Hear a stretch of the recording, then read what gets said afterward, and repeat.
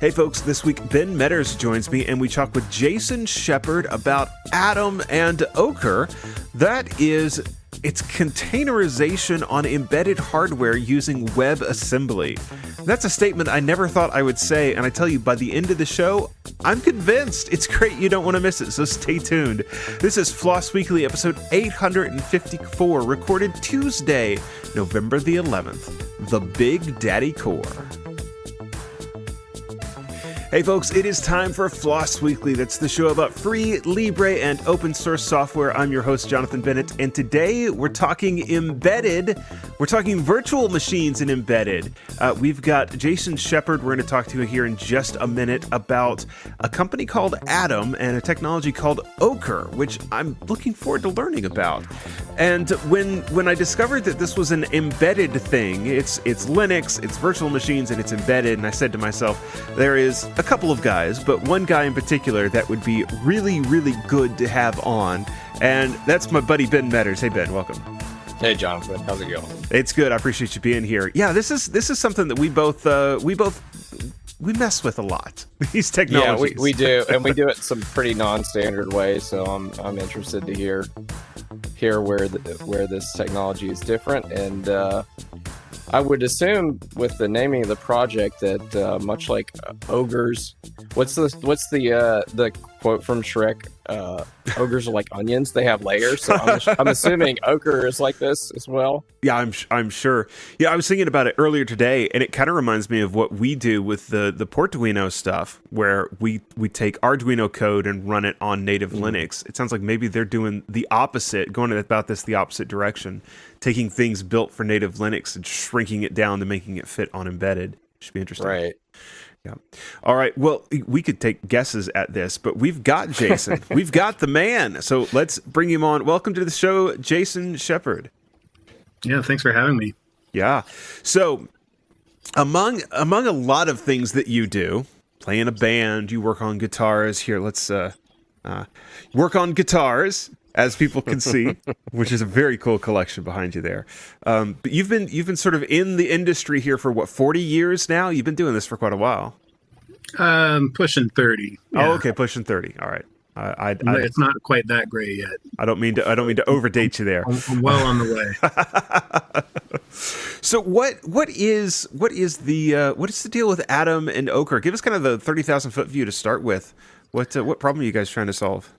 So at Atom, I describe it as VMware Lite or Docker on a diet is another way to put it. You guys said in the intro, virtual machines. It's really kind of more containers, but we'll kind of get into that. But we're about bringing cloud native principles and containerization and continuous delivery of software, kind of modular software to the embedded space. Not just Linux, but also to MCUs. Mm-hmm. And we're leveraging a technology called WebAssembly to do it, which is getting increasing traction outside of the browser. Okay, so this, I saw this, and this really fascinated me. Like, of all the things to pick, WebAssembly seems like an interesting choice. Maybe let's start there. Like, what is the advantage? Why is WebAssembly gaining traction, and why did you guys pick that technology to make this work? Yeah, well, for starters, it's an awesome technology with a terrible name. and it confuses people because it's not really web or assembly. I mean, obviously it started in the browser, but a lot of people, for people that haven't heard of it, which is many, they're using it almost every day in terms of browser modules and things like that, as well as it's in the Fire Stick, from Amazon and whatnot. But built for the browser, augment JavaScript, but increasingly being used elsewhere. The Kubernetes crew is working with it in kind of data center applications. Why? Because it's a really lightweight virtualization technology that's a compile target. It's not a programming language. Mm-hmm. So 30 years ago we had Java, write once, run anywhere. But I mean that's a language, and it's fairly heavy. WebAssembly is more of a wrapper and creates like a virtual CPU from that. And so that alone is not isn't the end all be all for containers and all that, but that's the enabling technology, and people are using it because it's secure, it's lightweight, and it's code independent. Mm-hmm. I saw a story just over a week ago that they're working on, and they have a working port of the Linux kernel to WebAssembly. And so there's a page right now where you can go to and you can boot a Linux CPU in WebAssembly in your browser. And that was kind of a aha moment for me, where it's like, oh, you can actually do some really interesting stuff with this technology. Yeah. It's. I think we're just scratching the surface of what we can do. Yeah. So what is there an existing project to run WebAssembly on embedded platforms, or is that the piece that you guys brought with Ocre? Yeah, there wasn't something specific to embedded before. I mean, we've had there's Wasm Edge, there's things in the Kubernetes space, in terms of projects and Linux Foundation, but very resource constrained devices. There wasn't anything, and that was kind of the impetus at Atom for us to create a runtime that leverages WebAssembly, and then we contributed that runtime to the Linux Foundation. It's the Ocre project, or I guess Ogre. We can run with that too. But yeah, the Ocre project and Linux Foundation, and go drive the container standard and kind of the overall technology, and then at Atom we have a commercial support model on top of it. Mm-hmm. Yeah, of course. What license is Ocre and this tech under? I'm just curious. Apache 2. Apache 2, okay. Yeah, that makes it fairly liberal for folks to be able to come and do what they want to with it, which is definitely helpful. Yeah, I mean, it's the whole point is if you want to be part of an ecosystem, you don't fork it too much, but at the same time, you can add value to it. It's not like you shouldn't be able to add value on top and differentiate, but it's your choice. Yeah, sure. I saw in your documents, I saw a technology term that I kind of, Ben and I both, we kind of had a reaction to. It's all built on top of Zephyr. It's like, why? Expand on that. But we have a lot of institutional history with Zephyr, because the project that Jonathan and I work on the most sort of is built too well around the Arduino platform, where where the Zephyr stuff is like, we would love to explore Zephyr, but we have so many libraries and dependencies in the Arduino. Well, I mean, obviously it's early, but they're headed in that direction.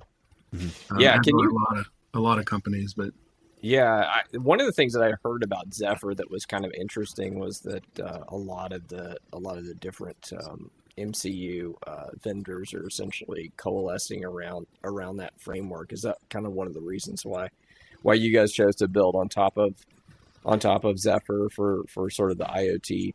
Yeah. I mean, so there's two versions of the runtime, and we can kind of get more into the specifics. One's Linux; it runs as a service. It could be really any Linux and whatnot. And then when you get into MCUs, obviously things get a little more specific, and all the lower level IO and the resource constraints. So it's a bit more board specific. But once you get the runtime going, then everything feels the same on the top. Just like it feels like a Docker container. More on that to come, but. We picked Zephyr because it's got a lot of momentum, and that means a very engaged community. There's a lot of board support there. I mean, in the past, we actually prototyped initially on FreeRTOS. It could be anything. It's not specific to Zephyr. That is really the it creates the core of the BSP, so to speak, or the interface to the hardware. But all of the abstraction layer on top makes it to where, just like in the cloud, I shouldn't care what RTOS is below it, just like I shouldn't care what Linux is below it, unless I have certain needs or certifications or something like that. To the app developer, the environment feels the same. In fact, you could develop an app, take existing C code, Rust, whatever, compile it through the WebAssembly container technology, and then run the exact same binary on Linux or an MCU on the Zephyr runtime. Yeah, so it's really cool. Really, really portable. But we've seen a lot of companies that have been on FreeRTOS for a while, as an example, that they're like, well, we know we need to move to Zephyr. We're looking at it, but there's kind of internal some politics or just like inertia with their choices. Yes. And even over the course of the past year, we've seen people be like, actually, and are now actually actively working with Zephyr. So we think it's a great choice. It's not the only choice. I'm sure we'll see other flavors of Ocre in the longer term, but it's a good starting point. Yeah. I'm super curious. What kind of workloads make sense to be able to run on native Linux or on an MCU? It's such a wide range of potential hardware. It's a wide range. So we actually started with MCUs only up front. The Zephyr runtime for Ocre, and then we saw this big opportunity for Linux-based devices because there's a whole bunch of devices out there that can run Linux, but if you want to move from embedded Linux to like containers, traditional technologies like Docker are pretty heavy. Mm-hmm. This is if you have 512 megs of memory, a gig of memory, your set-top box, routers, switches, industrial controllers. There's a lot of stuff out there that has a gig of memory or less. It's cost optimized. And if you use, if you move to Docker, you've just, it's 256 megs or so of footprint. You've just used up a half or a quarter of the memory just for the foundation. Mm-hmm. This containerization technology using WebAssembly through Ocre is a couple hundred megs less on the Linux side, but it feels like Docker. The containers can live in the same repositories. We've done a lot of work to make sure it follows the OCI spec as closely as possible. So if you know Docker, it's going to feel the same. Mm-hmm. So the Linux side, the use case is consolidating workloads of any type and just save me memory space. Let me pick a lower cost BOM, for that hardware. Less memory costs, save some power, something like that. So it's a kind of a bake off with traditional container technologies where it feels the same, but you can free up some space. Go to happy hour earlier. You don't have to be as efficient with your code. Nice. But then, so that's the one side. But then you got on the MCU side, the biggest alternative right now is do nothing. Keep doing what you've always been doing. Embedded firmware and kind of hard code things, and that's not going to go away. I mean, you get into like below M3 class processor or like your airbag, that's going to be embedded right quite some time. Super power sensitive on battery, although we're going to see some change there. One of the main drivers, a couple of the main drivers to change on the MCU side, one is AI on device. Mm-hmm. The person that knows AI is not the person that knows embedded, C drivers and lower level stuff. Very not typical. Yes, we have found this. And vice versa. So what we do, and then it's a language agnostic. So you could write stuff in Python and Rust and Go and whatnot and compile it. And so, we're working with folks that are like, I want to do vibration analytics on a sensor. I got one group that knows, the embedded side. They get the runtime going, and then the other person, in this other group that knows machine learning, they're like, they know Docker and Linux and all that, and basically it's like just change the target directory. And so that this whole notion of these different skill sets, or the device up and cloud down, or the OT and IT, in that sense coming together, we're basically making both sides feel like what and so it's easier to collaborate. So that's a big driver. One is, which is kind of AI and these new technologies getting further and further into the field.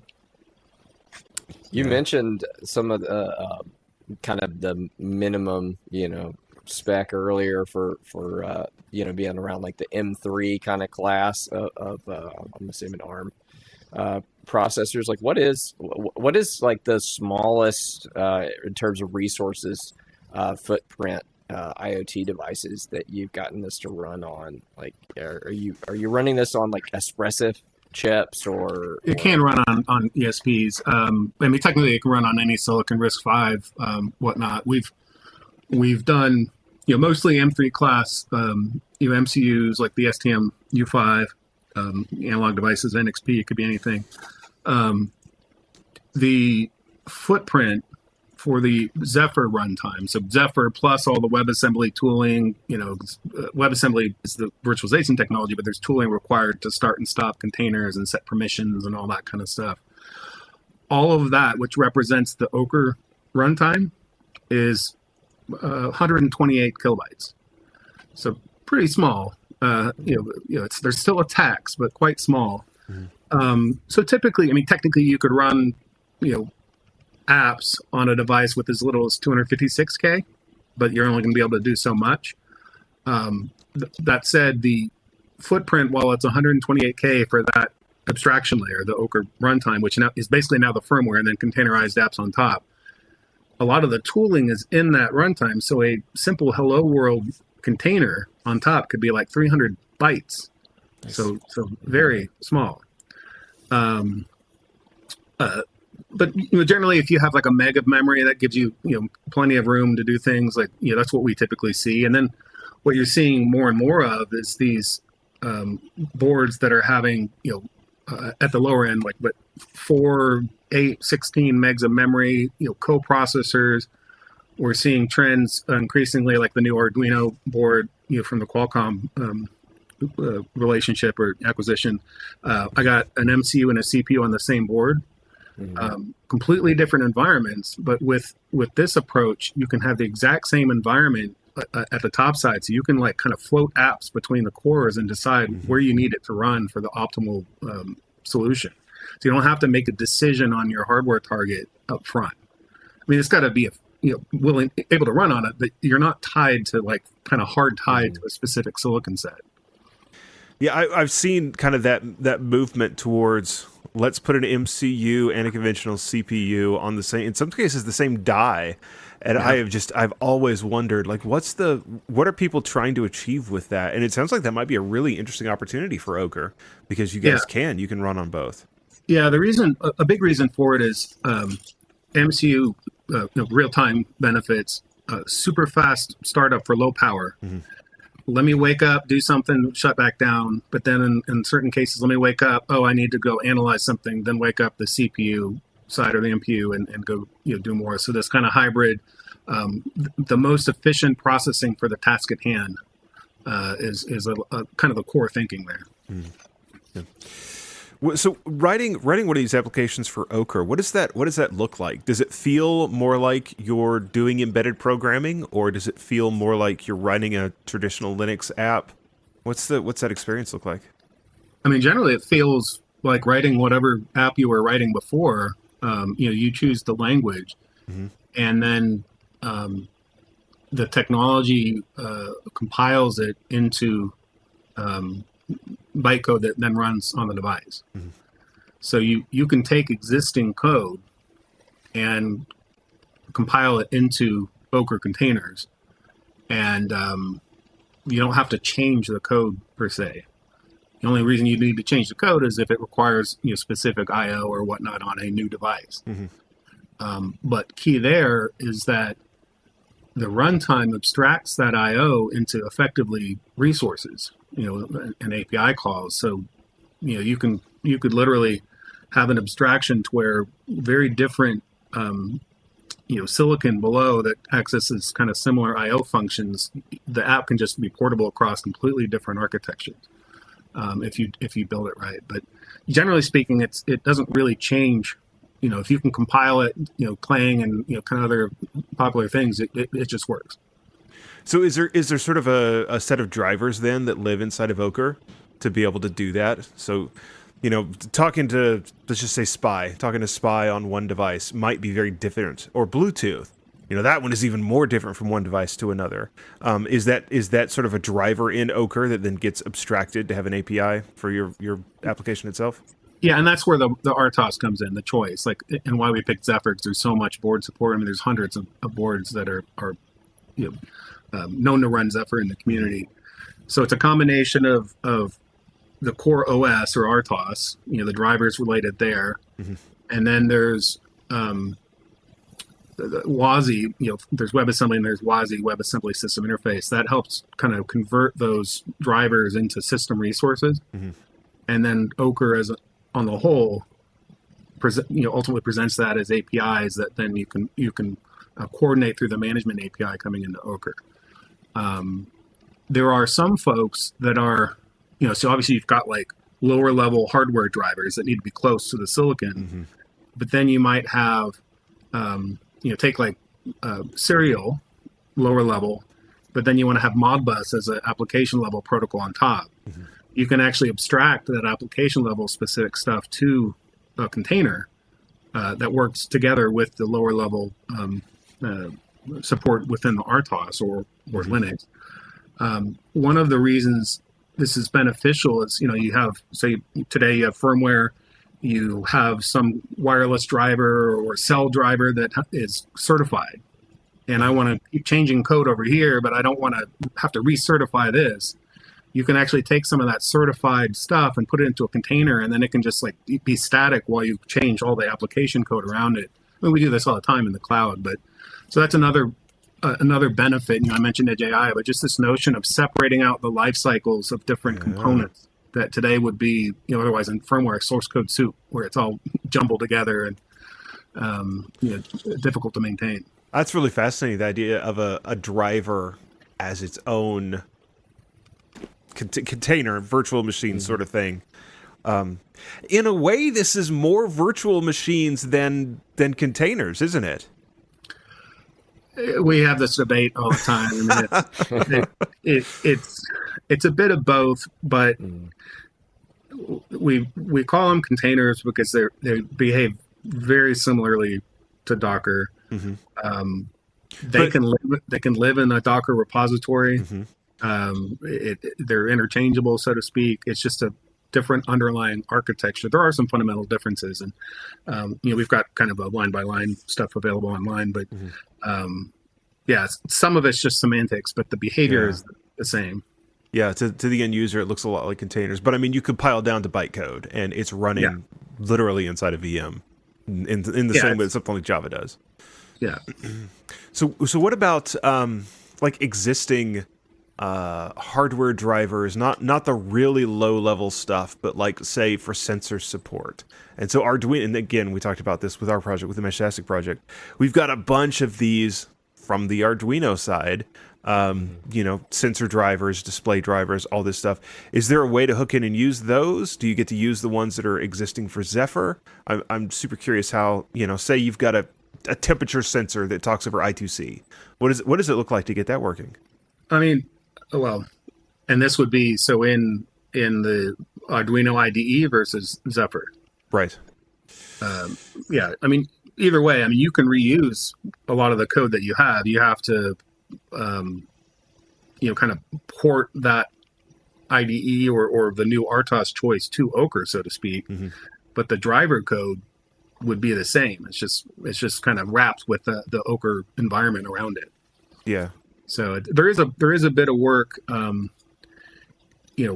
Say I wanted to port from Ocre from the current Zephyr implementation to a variant that leverages the Arduino IDE or a variant that leverages FreeRTOS. That initial porting work, maybe it takes weeks to do. But once that initial porting work is done, to run on different boards, it could be hours to days. Yeah.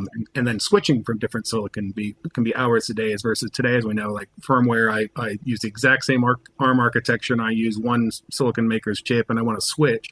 It could take months to unravel all that special tooling. To figure out all of the hair, the things that didn't get documented everywhere, but it's different between the two chips. Yes. Yeah, I'm gonna say so. It's not like some magical thing where it's like clicky a button and everything just like works as you. But it reduces the friction to change. Swap out silicon to move workloads. That increases the portability a lot compared to what we're doing today. Yeah, interesting. So can you kind of go through the process of like say I have an existing Zephyr sketch. I don't know if they call them sketches. In Arduino, they're called sketches. That's just an LED blinky for a board, a particular board. Can you kind of go through like what's the basic process of getting that into an Ocre container and flashed onto that board as a containerized app, so to speak? This is where Adam comes in and makes it the easy button. So there's Ocre, which has all the necessary tooling for getting supporting containers, define the format, the management API. You can manually compile things and kind of Ocreize them through those tools. What we do at Atom is provide you a full console and all the CLI behind it to where you take your code, built-in compiler. Actually, we do ahead of time compilation so that it translates the code on the fly to the native instruction set of the device. So however you compile today, you basically take that code and kind of plug it into the system, and it automatically spits out a container and then pushes it to the device. So closer to like a Docker push, basically. Yeah, where instead of Docker run, you do Atom run, or in the Ocre context, you do Ocre run. So Ocre is enough to, and I mean, anyone could take it, go build their own console. That's the whole point. We did it Apache 2 for that reason. Atom, we're here to make your life easier and avoid undifferentiated heavy lifting. Yeah, that's something I wanted to dig into is the value add with Atom. So it sounds like it's mainly, is it sort of an IDE, or can we use, say, the Atom ecosystem with VS Code? That's out of my pay grade. It's not just an IDE, though. I think VS Code question, but it's not just an IDE. Think of Atom as like AWS, but for tiny devices, highly distributed out in the field. Okay. So what we sell is our hub, central console, SaaS by default, but you can also run it on-prem. A lot of our OEM customers would run it in their private cloud or literally on-prem, say it in a remote location. But built on modern Kubernetes infrastructure, can run kind of anywhere. But that's what you log into and do your remote orchestration. So I can write an update, log into my Atom account, push the update there, and say, okay, roll this out to 50% of my devices, that sort of thing. Yeah. Do a campaign across these devices, do it just across this limited set of devices, all the stuff you would typically do, in a management console, do remote, logging, debugging of devices. By the way, when you push an update to a device, it could be one container, and I don't even have to reboot the MCU to update like an AI model. That's like foreign concept. That's cool. That's really cool. In terms of the transport for those, is it mostly like a serial connection, or like TCP, or how are you actually connecting to sort of? It's over TCP, and we use CoAP, so it's also possible to run it over like BLE, things like that. One use case. So for starters, it's fewer bits on the wire. Granted, we're talking not many, but if I can send just like one container versus the whole thing, there's a benefit to that. But then also, in air-gapped environments, you could basically have the update through your phone to that local device. Say you're in a mining environment or something, or an oil refinery, and you can't have a device that's network connected. So there's different options, through the architecture that we picked, but it's built to be flexible. Yeah. And so what sorts of things do you see people building with this? Is it primarily like the traditional IoT, like thermostats and light bulbs? Is that kind of where you're looking for this, or something more complicated? I mean, well, yeah. For starters, I mentioned the sensor one where I'm running machine learning, on device. If I'm doing a smart light switch that does one thing its entire life, and I probably never want to update it. I will only if necessary, from a security standpoint. Otherwise, I don't want to touch it. That's not for this. I mean, that's like set it and forget it. But increasingly, we're seeing stuff that has, telemetry analytics on device, voice control, voice analytics, computer vision stuff. That model is inevitably going to change. There's different skill sets that work on this stuff. That's where things become software defined. That's where the value kicks in. You could call all of this software defined IoT then.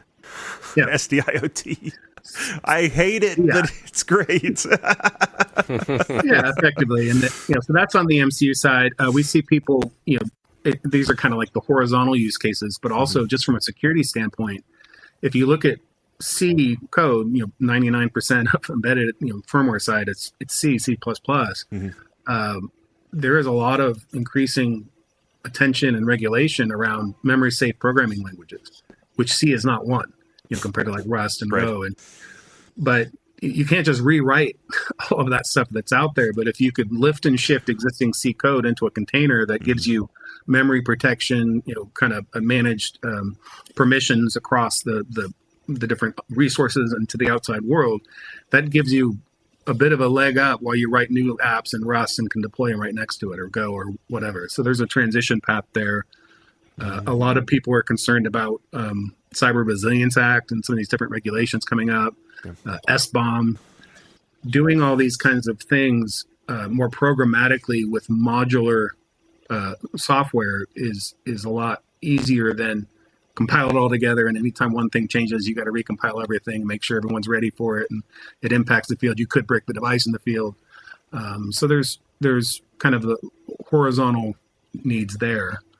So that's all on the MCU side. I mean, it's software-defined IoT, if you will, or kind of addressing cybersecurity challenges. We have people leveraging Ocre just because of organizational challenges. You know, it's kind of related to the AI example, but I have a central engineering group that builds core connectivity and all the basics, and then all of my business units use that to build specific products. And if this changes over here, it impacts through the entire organization.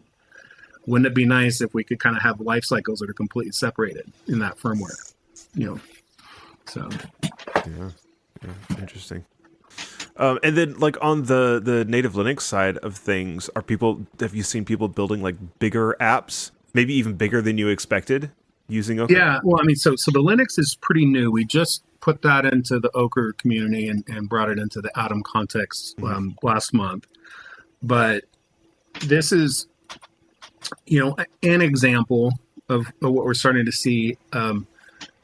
Network gear, historically embedded Linux. There's this trend to, you know, moving to software-defined networking, and I want to, you know, run containers, but the network gear is usually cost optimized. It doesn't have the resources. People are constantly running into a headroom problem, trying to push more apps, whether it's, you know, something advanced like, you know, AI or whatever, or it's just as simple as like a security value add, like some sort of security function. Yeah. So the use case here would be leverage Atom containers to free up more space. And where we're headed is that we're not even going to make you choose. You could also run traditional containers alongside an Atom container, or in this case, Ocre container in the open source sense. So you can do exactly what you do today, but increasingly you have the option to use these really tiny containers that are almost like tiny functions with instant startup time, and then you can decide which format makes sense for you, and they're interchangeable and all that. So this is kind of where we're headed longer term with this architecture, is provide you that flexibility, because the lines are continuing to blur between data center technologies and the embedded space and MCUs and CPUs, and so the whole principle here is start as small as you can go, and technically it can go all the way to the cloud, versus if you start with Linux dependent technologies like Kubernetes and Docker and whatnot, you can only go down so far. Yeah, I remember I used to work on the OpenWRT project, which is Linux on embedded routers. And it used to, you buy the cheapest router that it supported. Well, you had 4 megs of flash. And good luck getting something like OpenVPN to compile on that and fit. It just wouldn't fit. So, that's been a big... in some ways, it's been a big part of my sort of open source career, is fiddling with those things and like how much can I cram in here and actually make it still work. It can be quite the challenge sometimes. Yeah, so that's it's early, but that's the kind of tweener device that we're talking about, where it's there aren't good existing solutions. Once you get above 2 gigs of memory, or arguably like 1 gig of memory, solve the problem. There's a lot of cool stuff out there. A lot of great commercial companies that are doing Docker and Kubernetes and edge orchestration and all that. I've been working in the space for quite a while and kind of ratcheting down in size. And this is like the last stop, as I say, on the magical mystery tour of trying to bring it to down to really constrained devices. But yeah, it's a common problem. So over the past year, we realized that there's an underserved market for Linux capable, but still memory constrained. Yeah, I would actually say OpenWRT itself would be a really interesting target for you guys to try to support. It is surprising how many, when you buy a router and other things, but specifically a router and access point off the shelf from wherever, it's surprising how many of them run OpenWRT. Yeah. Usually a really, really old version of it, because Qualcomm and whoever, they ship ancient OpenWRT as their software development kit. And most of these companies will just spruce up their own web interface and put it over that. I happen to know that Unify, Ubiquiti's Unify, their stuff, it's OpenWRT under the hood. So, I mean, that would be pretty cool, right? To be able to run an Ocre container on your Unify access points. I'd be down for that. That sounds really cool. Yeah, so we're starting to see some of that. Another example is we've got LVGL working on through the Zephyr runtime. I could have a $3 to $5 digital signage stick. Mm-hmm. I literally plug it in, and it's effectively a web browser. I mean, it's WebAssembly, but I effectively could have a stick into any screen and for very low cost display content. Yeah, that's another example on the Linux side that we've seen, or even the MCU side. We're, like I said, we're scratching the surface on the potential of these kind of different mashups you can see when you have that super lightweight but still compatible tool. What does interprocess communication look like? Does it use sort of that same Docker model of spinning up virtual network connections inside of everything? And it's inherently lighter than that. It's similar in principle. It kind of uses like a 0MQ style interchange. If you use all of the Docker stuff, that's you lose some of the bells and whistles of the virtual networking within Docker. But for these types of use cases, it's probably stuff that you didn't necessarily need. Right. Now on the networking side, or like switches and routers, there's probably going to be a hybrid scenario. Mm-hmm. And that also comes to where where we think this is headed is I have like full Docker capability, but then I can save room by doing these WebAssembly containers alongside the function. So I can do more functions alongside a few baseline heavier containers.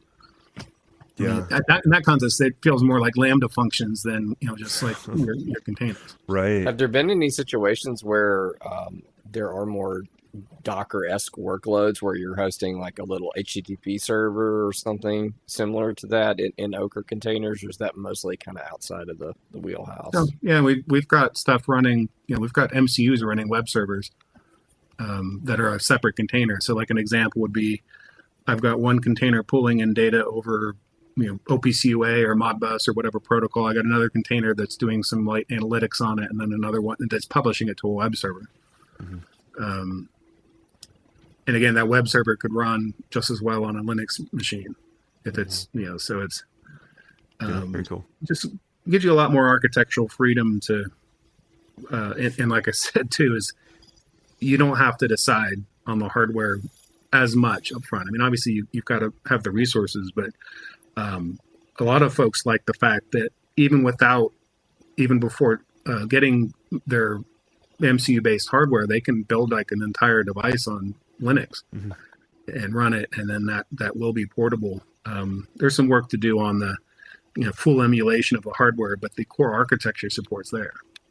Yeah, I imagine it would be very useful to build it on a Raspberry Pi, because you have some of that same hardware there. I'm assuming you can plug into it and actually blink your lights in the same way that the real hardware will. That's real compelling, because that jump of moving from Linux code to MCU code is not trivial most of the time. Yeah, no, it's a whole different skill set, and this isn't like it greatly eases the transition and the portability. Yeah, that's cool. And then the new Pi 5s, don't they have that coprocessor that's essentially like the RP 2040 style core? They do. I don't think. Do you have access to it? I don't think we have access to it yet. Sad. Yeah, I've I interviewed Evan Upton. He told me how to pronounce his name a few months ago, and one of the things I've tried to put a bug in his ear about is that RP1, man, make that thing available by itself so that we could buy it and put it in other things, but they're not interested yet. Well, yeah, and it kind of speaks to the use case that you had mentioned earlier of where you have a workload that you need to be low power, kind of idling, waiting for some sensor data to wake up the Big Daddy core to do the AI on it or whatever. And the BDC. Yeah. Yeah. The Big Daddy Core. The BDC. That's right. I like Big it. Daddy Core. That's the name of the episode. Yeah, that might be. Matter.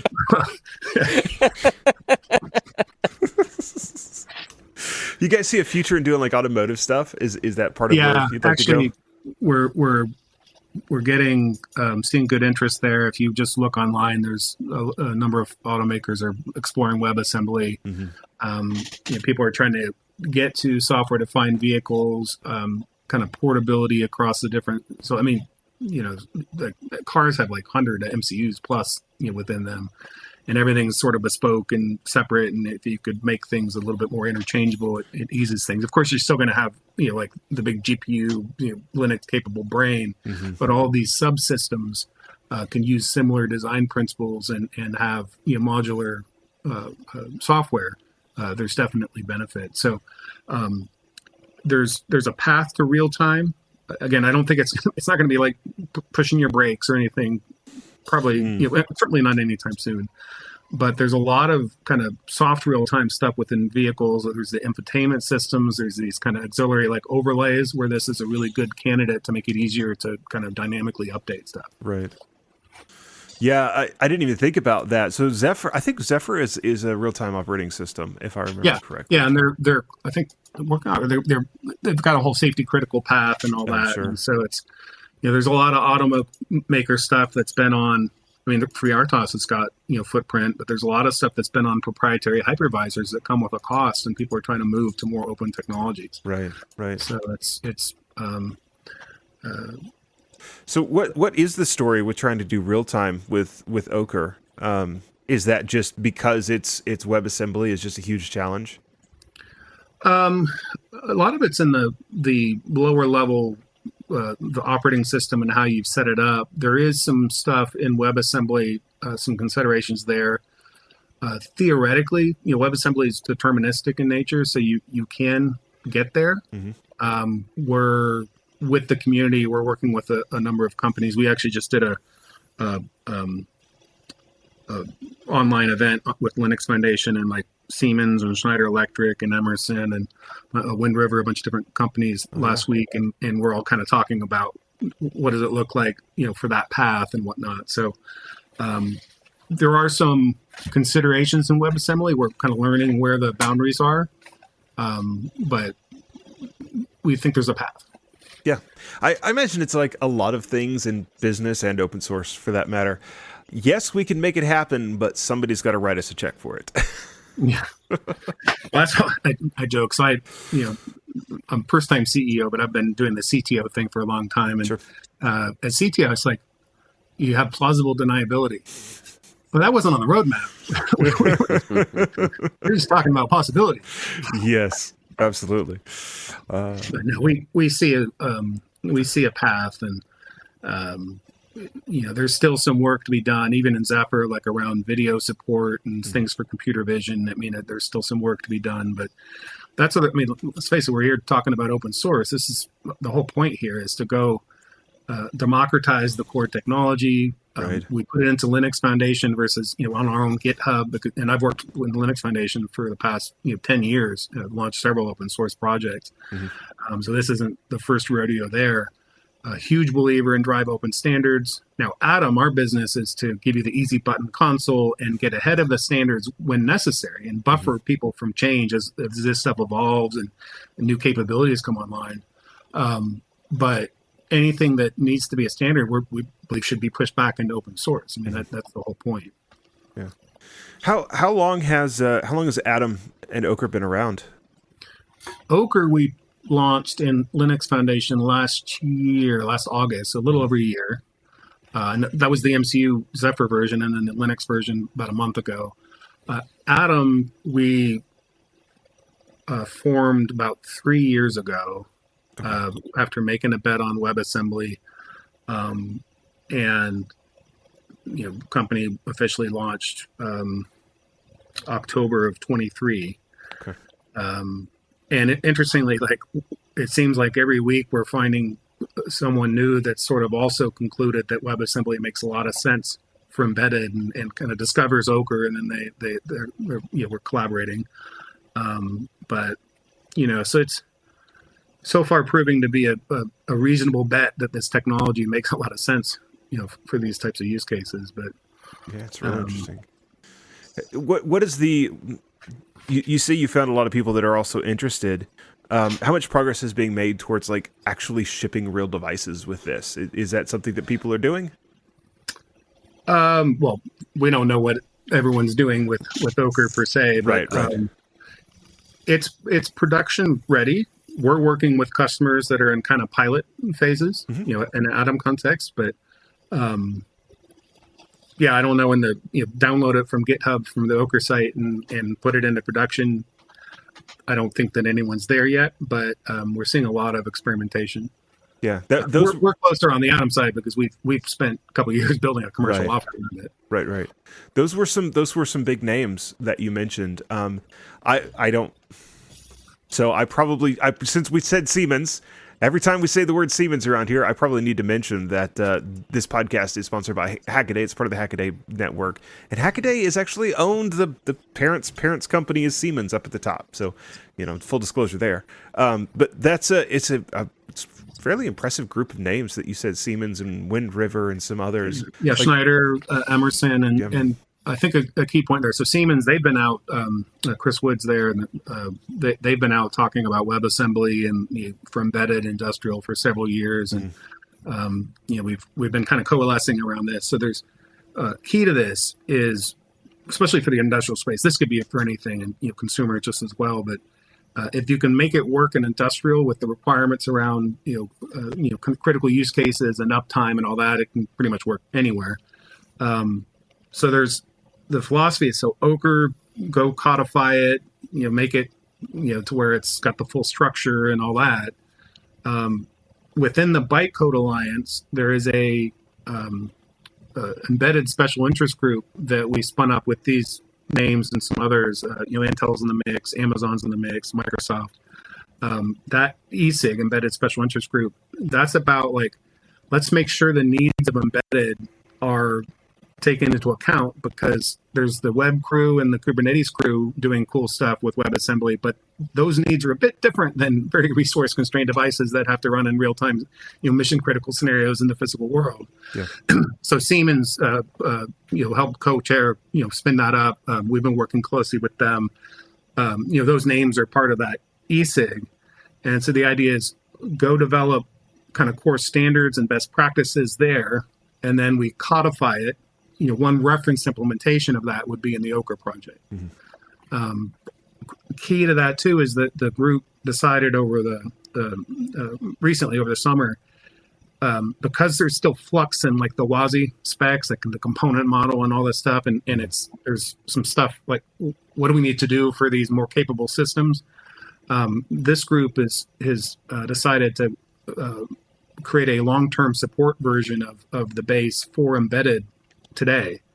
So that helps buffer change, and then it evolves with the same. And that's the whole, one of the key benefits of working with open source communities. You establish this base, you build support around that, and then you can kind of transition plan as you go. Because if you just go take WebAssembly and go spend all the time to build it up, you're on your own, to keep up with everything. And this is about an industry effort to pull it all together. And there's a lot of work to be done, but you can at least take comfort in, this is not you hacking at it on your own. Right. I'm reviewing the notes that we had before the show, and one of the things mentioned here is Project Alvarium. And I don't think we've gotten into that at all. Is this part of your background or something else you're working on? Yeah. So, quick background, 2015, didn't know a lick about open source. I was probably one of those people that thought it's insecure and it's just giving everything away and all that kind of stuff, all the misnomers about open source. But we started a project at Dell, trying to figure out how do we democratize the application layer for IoT devices, and how do we bring cloud principles to the edge, microservices, continuous delivery, and all that. So we prototyped a microservice-based architecture, and because this was in like 2015, it was like a lot of like hundreds of IoT platforms, and a lot of stuff was kind of monolithic, kind of coming out of the M2M days. And so we built this modular architecture, briefly considered, well, should this be a Dell platform? But that, then we'd be like the 301st IoT platform. So we decided to open source it. So that's when we decided, Linux Foundation got involved there and all that. So kind of step one, and this is a bunch of stuff working with a bunch of people over the past 10 years. Step one was try to go, create openness around how connectivity and applications come together, on gateways or kind of IoT devices, things like that. Alvarium was the next, so I helped spearhead that with the CTO team at Dell and a bunch of different companies. That was like 2017 we launched, which is now EdgeX Foundry and Linux Foundation. Mm-hmm. Alvarium was the next project, which is how do I build trust into the data itself? So, this is coming around the time when like blockchain was like the answer to everything. And I always joke, you ever seen the movie My Big Fat Greek Wedding? I'm familiar with it. I haven't watched the whole thing. In the movie, the dad's like, he's funny and he sprays Windex on everything. Like that's, you got to cut, here's some Windex, and so I call blockchain one of the Windexes of technology. Yes, absolutely. Obviously good stuff, but like, that was just like such a hype back then. But so the idea with Alvarium is trust, number one, attach trust to the data itself. So like a little sidecar on a motorcycle. So the trust, use algorithms to apply a level of confidence of how real that data is. So like based on how it's flowed through the network, this data is 95% confidence level. Attach permissions to it, saying, I'm willing to share this, I'm willing to sell this, like whatever, and you can make your decision. And then that confidence is based on the trust insertion technologies that you've used in that, we call it data confidence fabric. So trust insertion technology, silicon-based root of trust, immutable storage, yes to some distributed ledger, confidential computing, of course, robust authentication. Blockchain alone doesn't tell you if data is real; it just tells you where it's went. Mm-hmm. And so the idea with Alvarium is to create a layered approach to enable trust in data that's built into it versus you have to kind of build out one by one. Yeah. So that was a project that we worked on, and then after that and it's kind of running in Linux. But after that, I turned my focus with our team to the infrastructure layer, and what happens when you take container principles and all that, but you're talking about the orchestration below the app layer. Yeah, good stuff. So with Ocre and Atom, is there anything coming that you want to plug? Like, is there anything we have some buzz about coming soon? Maybe. Yeah, coming soon. So we just, I mentioned launched the Linux version. Mm-hmm. So go to the Ocre site. I guess we'll put in the links, but if you just type in Linux Foundation Ocre, you'll get you there and get to the GitHub. We've announced, so Atom, we have a free eval program. So if people want to use the Atom Easy Button cloud consoles with a couple devices, you can go to atom.io/dev. Coming soon, I guess the announcement, we'll have an official developer portal. So that's kind of in the works now. We've you can go get all the docs and stuff and sign up and get an account today, but we're in the process of building out a more formal developer portal. So that's the coming soon, or the new thing. Yeah, very cool. If somebody wants to go play with it, is the best way to do it what? Put it on a Raspberry Pi or go to Atom, the atom.io site? What do you think is a good onboarding place? Get a Pi 3, 4, or 5, and the Linux version is the easiest to get started with, less dependencies. The eval program will, from an Atom context, where we kind of help you out, will support a small set of MCU-based devices because there's so many. So there's a lot more complexity. Mm-hmm. Today it's a STM32U5. But from a customer standpoint, it could be anything. And we've worked with boards from a bunch of different makers, but in the free eval program, there'll be a limited set. So today it's Raspberry Pi for Linux or an STM32 for MCUs, but more will be coming. Yeah, very cool. So is there anything, and this is a difficult question because you got to do some set math in your head, is there anything we didn't ask you about that we should have, that you wanted to make sure and let folks know about? Oh, I don't know. I mean, talk about guitars. No. No, I mean, I think that covers it. I mean, this is not, kind of happenstance that we just threw it out in open source and see how it works. This is, coordinate with different, industry players, go kind of coalesce around standards and build up some momentum there. Make sure it's in vendor neutral communities. We are, got relationships in the Eclipse Foundation. That's another, great, outlet. And so we're looking at how do we make ties there. But yeah, I mean, just go build it out. Yeah, very cool. So I got to ask you a couple of questions before I let you go.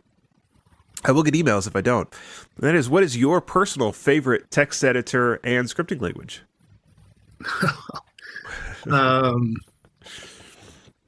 Geez, I don't know.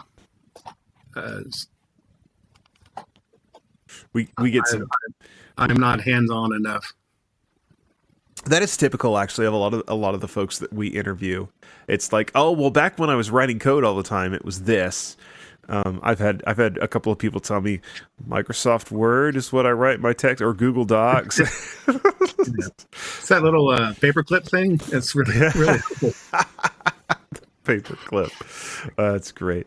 That's great. All yeah, right. I've never been much of a coder. Like I definitely understand the architecture side. I'm actually a mechanical engineer. That's what I went to school for. Okay, interesting. Here at UT, and I started my career developing plastic and sheet metal parts for Dell computers, and then got more into R&D stuff, and spent most of my career in CTO roles, and the super fuzzy front end, and often find myself on the bleeding edge of new tech trends, which is what we're working on here. Yeah, very cool. All right. Well, hey, it has been a blast to get to talk to you and to talk about the Atom, the Ocre project, and Atom the company. And well, it sounds like there's beginning to be some maybe some critical mass around this, and we're starting to get some snowball kicking in. But yes, as things change and develop, let's make sure to have you back and talk about it here in a few months. But thank you so much for being here. Appreciate it. Yeah, awesome. Great talking with you guys. Yeah. All right. What do you think, Ben? Well, hear me out, Jonathan. Hear me out. Let's take the Arduino firmware and we'll roll it into an Ocre container and then run it on Zephyr. Yeah, it'll be containers all the way down. Small lift, right? Yeah. Just a weekend. Just a little tiny. Yeah, I can knock that out in the weekend, I'm sure. It's got some really cool ideas, though. I'm particularly fascinated by the idea of running a driver as its own little tiny container. I think that is pretty interesting. And being able to update things one container at a time on embedded. Like that. Yeah, particularly for the certification issue that was mentioned, because the idea that you have to recertify a device with like FCC compliance, like being able to sort of lock down that particular aspect and just abstract it and say, this is good to go. And then we'll just modify the pieces around it. Yeah. It's only the business logic that's changing, not the technical stuff. Right. That's right. Yeah. Okay. So I appreciate you being here. You have anything you want to plug? Check me out on the Meshtastic project if you enjoy IoT things and LoRa and off-grid communications. We're having fun still. And Intern on GitHub if you want to see my particular work, but most of it's around Meshtastic. So yeah, no promises of Zephyr support in Meshtastic anytime soon. It's a work in progress. It's in the backlog. Actually, that one's a work that's not in progress yet. No, it's in the backlog. That's what. Yep. It's just a very deep backlog. Yeah. All right. Next week we've got Kevin Kevin Grenade is what it says on my sheet here from DDA, the DDA project. I don't remember off the top of my head exactly what that's about, but I'm sure it's going to be great. And then after that, we're getting someone from QT for all of your cross-platform library needs. So the schedule is working on filling up. But again, of course, if you know somebody that needs to be here, a project, it's at floss@hackaday.com. And that's a great place to segue and say, we appreciate Hackaday being the sponsor of Floss Weekly these days. If you want to follow my stuff, there is the security column. It goes live on Hackaday Friday mornings. And then the other thing that I do these days is the Untitled Linux Show. It's over at twit.tv/ULS for your Linux news and drama, if you're into that. We cover the drama a little bit as well. Other than that, just want to say thanks. Appreciate everybody that's here. Those watch and listen, get us live and on the download, and we will see you next week on Floss Weekly.